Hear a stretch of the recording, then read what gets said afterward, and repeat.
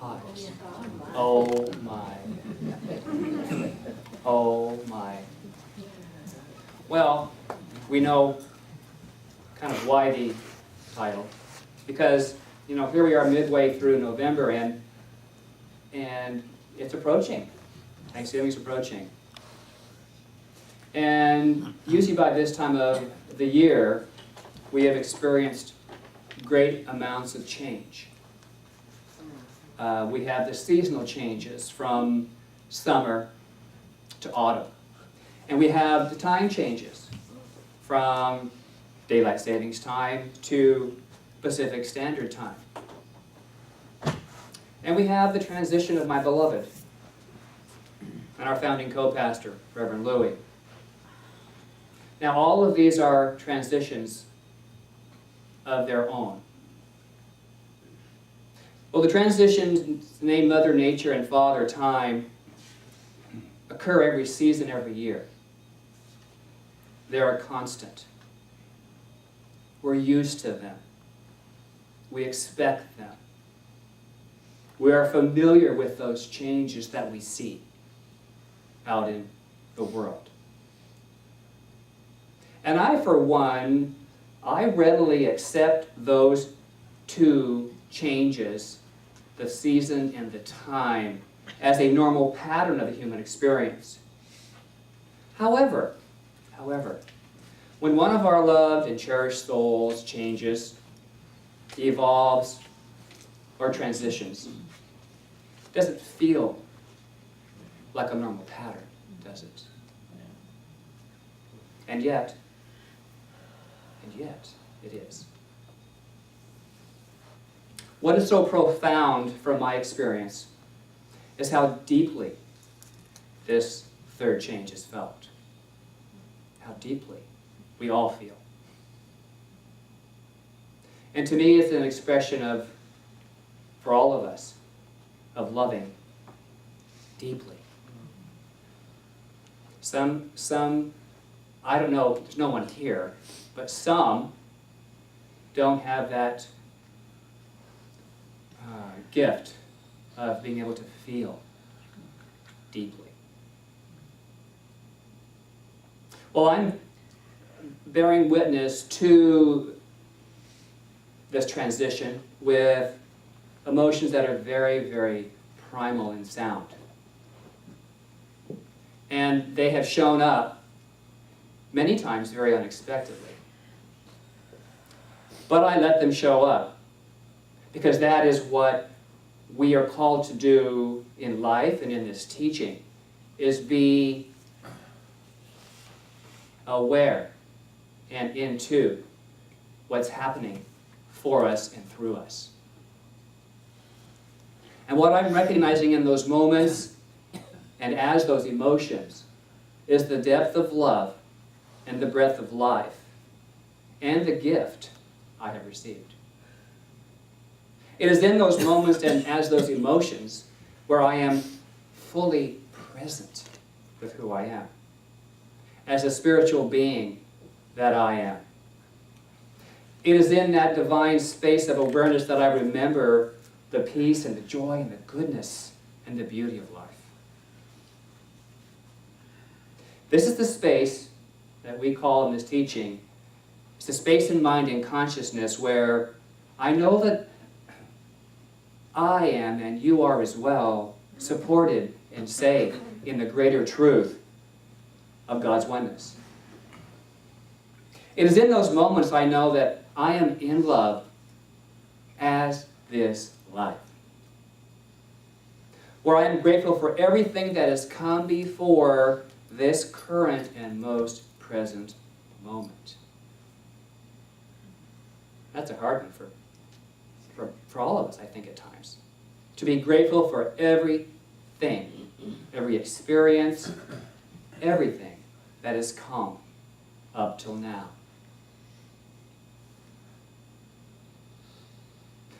To be thankful, to be grateful. And it is in this thankful moment that I find there is a great amount of peace.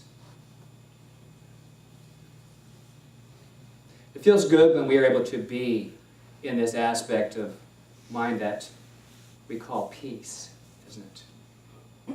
We say, oh, I'd like to find, it wouldn't be great if there was world peace. Yeah? And we look out in the world, and we don't see a whole lot of it being displayed. Why? Because they don't understand it as maybe as much as some others. But the truth of that is the peace begins with the individual. And when you start coming from a place of peace, you can see tidbits of it in the world. No matter. Someone will show up and bring, like in the recent hurricane, people are showing up with water and supplies, and you know, are we focusing on the numbers of transitions off the planet? Yes, that's happened, and I bless their souls on their journey. But there's also that piece of it where people are being drawn toward it to give their gift, to bring love. And so it's how we assess and focus and see what is really happening in the middle of all that.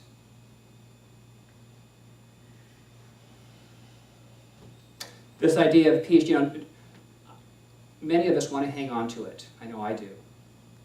And try as we might, life happens around us. We can come out of our mantra, my life is peaceful, and then we get a phone call. What? Where'd the peace go? Where'd the peace go? Stuff happens. Stuff happens in the world. And I know from many of you, as you begin your day, you have a spiritual practice. And how many of you that have a spiritual practice, maybe there's a day when you don't do it right off the bat. Is life different for you that day? Do you move into the day a little bit, maybe not as peaceful? I have. So stuff happens. Stuff happens, and we get distracted from the truth of who we are. Before we even know it, we have joined the human race consciousness, just like that. We're drawn in. My friend Kathy Robbins says, if it bleeds, it leads. If it's dramatic and has lots of stuff going on, we're drawn to it. It's the lead story. It becomes the world focus. And, you know, it's called the human race consciousness for a reason. Because it sucks us all in if we're not mindful. You know, human race consciousness is what I see as zooming from one thing to another. We become scattered. We are pushed and pulled to and from this or that until we feel dizzy, confused, and not real peaceful. Not real peaceful. What happens in your mind when you realize it's less than 2 weeks till Thanksgiving Day? Where does your mind go? Does it go to the grocery store? Does it, you know, do you think, oh my gosh, all those relatives are coming. Aunt Minnie's going to come, and you know how she is. And the race is on. We're off and running. Zoom, zoom, zoom. And so we tend to get ourselves back in the race, the human race. And when we do that, it's okay, but I want you to realize that the only real race we're having is in our mind. It's in our mind. Because the mental becomes engaged, and the strategy is outlined before we even know that it is, because we're preconditioned to do these certain things from our childhood. So before we know it, in our mind, the menu's planned, and the grocery list is started. In every part of life, not just Thanksgiving. Now there's one thing that I've heard every single year from my friends. I call it the dilemma of Thanksgiving. And it's this: the turkey. Should it be frozen or fresh? Fresh.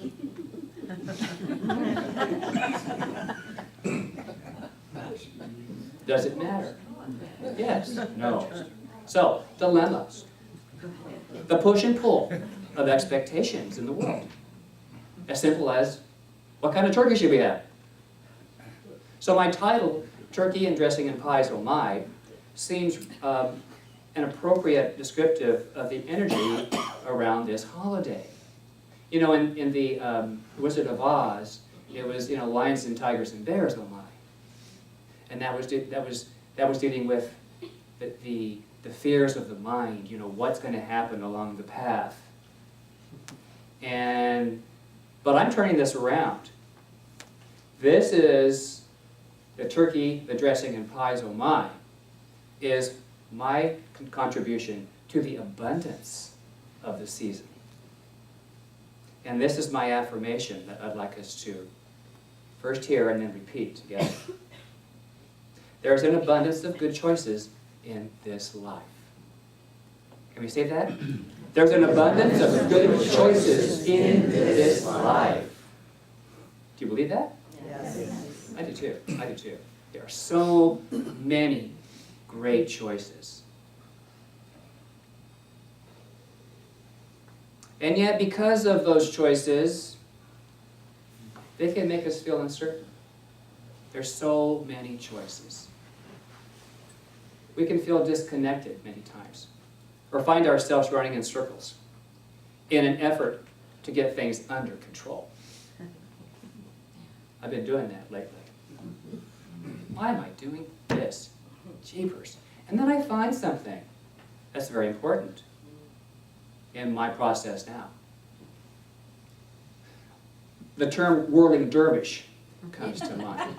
You know, we're spinning and spinning and spinning. And so I say to myself, boy, oh boy, do I ever get out of this? And we do, and we do. We do. So many choices, so many choices. When I was growing up, for Thanksgiving dinner, we did not have the same meal every year. And I thought we were different, because my friends, they always had, you know, the same menu, the same, whether it was 3 beans, no beans, potatoes, stuffing, was it inside or outside the turkey, was it turkey? We had everything. We had no set menu. One year it was ham, one year it was turkey, one year it was chicken. And I thought, there's something wrong with my family.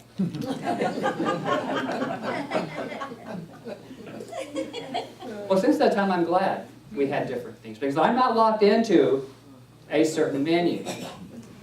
We even had Christmas Day on a different day some days, because it was convenient for my family, my parents, because they were working and such. It could be Christmas Eve, it could be Christmas morning, it could be Christmas night, and we did packages.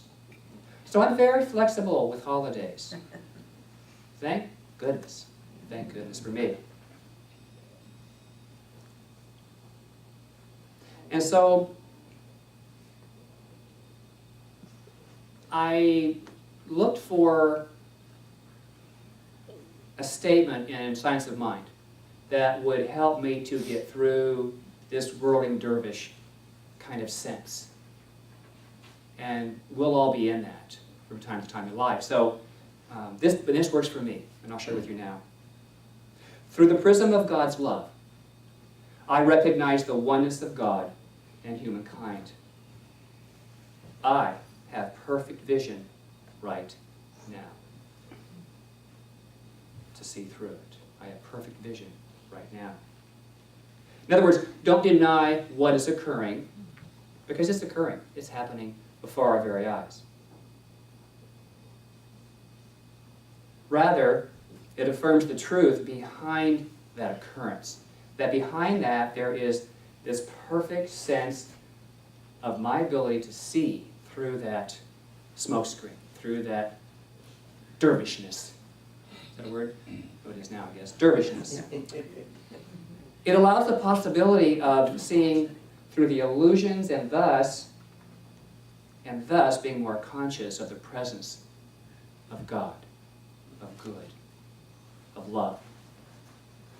Conscious of you and I in the presence as the presence of the divine giver. As the presence of the divine giver. Because the divine can't give unless it gives through us. And the divine giver needs a receiver. That's also us. You and I. And so why use the term as the divine giver, or as the presence, instead of with the presence, or in the presence? Having a perspective of with, to me, this is me, represents you or me and something else. I'm going with you somewhere. Okay? That's, for me, it signifies separation. As does and. It's something else. God and I. Having the perspective of in is saying we are outside of it.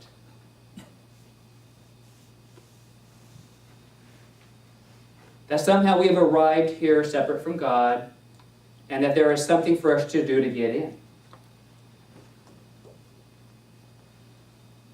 When in reality, in spiritual truth, in my perspective, the only thing out of God is our conscious perspective. And so as we begin to turn around in consciousness from seeing ourselves as out of, we begin living as Spirit or God. Living as that. So the more we can live from as the presence within, the more present we are in each moment and every idea. As. I have recognized the profound beauty recently living as a new paradigm. And this awareness is that I am in a chrysalis stage where a cocoon is holding me, which is love. That's you too, holding me. While my inner self is activated to evolve to whatever's next, which is potential. Now, at first I saw this process as a tug of war because I was torn between what had been so wonderful, the grief and the sadness of what had happened, and the fear and uncertainty of the future. The fear had me in its grips. And what I came to understand was this middle ground, this chrysalis, is where it's happening. It's where change occurs. It's where the goodness can be revealed. But like the chrysalis, it takes as long as it takes to become the butterfly, or whatever you visualize that as. Now, I would not have consciously chosen this way for myself. But even as I set foot on the path of what's next, I let the power of Spirit's matchless love and peace, which passes understanding, transform my fearful human until the clouds disperse, the morning breaks, and the darkness is fled away. So, here we are, my beloveds. We're in this middle ground. In this middle ground. So, I believe that, as I said, the middle ground is the place to be. It's where stuff happens for us. It's where we get to compost. Compost what has been. To nourish something new. To allow something more, even more radiant and more beautiful to come through. But in this space of chrysalis, the place of as, is the middle ground between the push and the pull. The push of what has been to here, and the pull of what is to be next. And so for all of us, the place to reside is in the middle. To recognize and be grateful for what has brought us to here. And let that digest and appreciate and savor and taste. And then allow what's next to draw us. Not push yourself toward what you think is next. Allow it to draw. And the benefit in that is a greater sense of gratitude and thanksgiving when we're in the middle, when we're in this stage of ever evolving. Ralph Waldo Emerson said, "You cannot do a kindness too soon, for you never know how soon will be too late."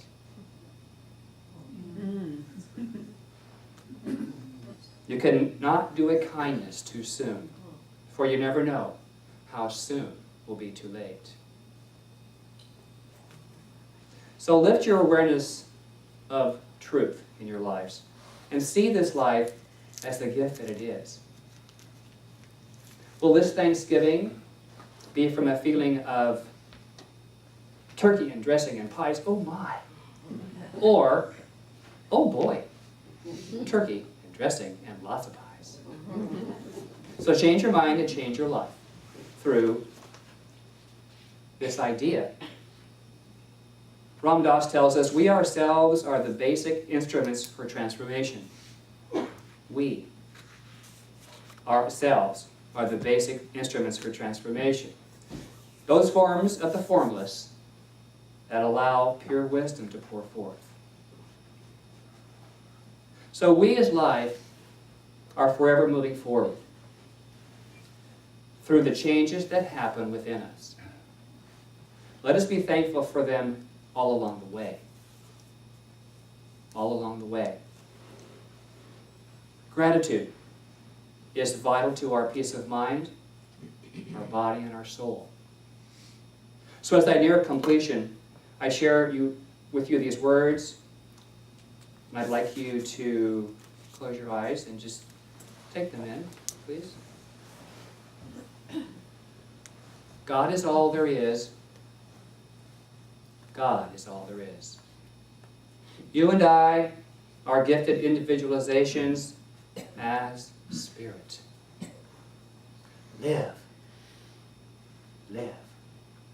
Truly live a grateful moment-to-moment awareness. And as you engage the divine principle of gratitude, your souls are well nourished. And I close with this. Through the prism of God's love, I recognize the oneness of man and humankind. I have perfect vision now. As peace and love, I am. Namaste. Namaste. So it is.